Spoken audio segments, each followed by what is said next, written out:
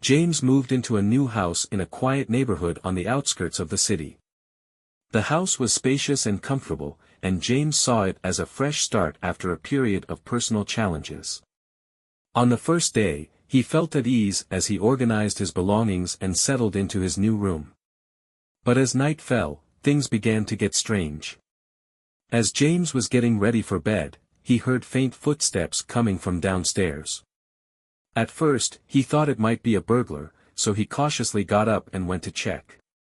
He found nothing and returned to his room, trying to ignore the strange sounds. The next night, even stranger phenomena began to occur. James woke up to a soft voice calling his name. He got up and looked around but saw no one. This happened for several nights, making him feel uneasy and afraid. James decided to talk to his neighbors to learn more about the house's history.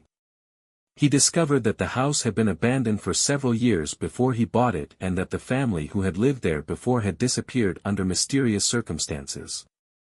This information only added to James's fear and anxiety. One night, while sitting in the living room, James saw a shadow move quickly across the wall. He froze, trying to process what he had seen. Suddenly, objects in the house began to move on their own, doors opened and closed, and lights flickered on and off. Feeling that things were getting out of control, James decided to call a friend who was knowledgeable about spiritual matters. His friend, Lucas, came to the house and conducted a session to investigate the supernatural presence. During the session, Lucas sensed a strong, restless spirit in the house. They discovered that the spirit belonged to a previous owner who had died tragically and was unable to move on. The spirit was trying to communicate its pain and seek help to find peace. Together, James and Lucas performed a cleansing ritual, offering prayers and asking the spirit to move on to the afterlife. The atmosphere in the house gradually changed, becoming calmer and more peaceful. After the ritual, the strange occurrences ceased. James felt a deep sense of relief and gratitude. He continued to live in the house, now free from the haunting presence. The experience taught him the importance of understanding and respecting the unseen forces around us. Despite the peaceful aftermath, James couldn't shake off the lingering curiosity about the spirit's past. He began to research the history of his house in the local library, unearthing old newspaper articles and public records.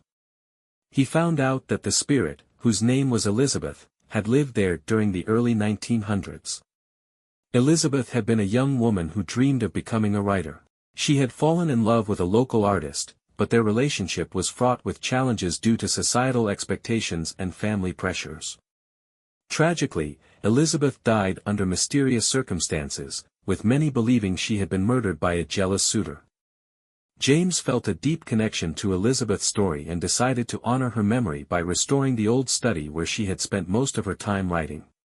He filled the room with antique furniture, shelves of books, and an old typewriter, hoping to give her spirit the peace it needed. One evening, as James was working in the study, he felt a gentle breeze and saw a faint, comforting glow in the corner of the room.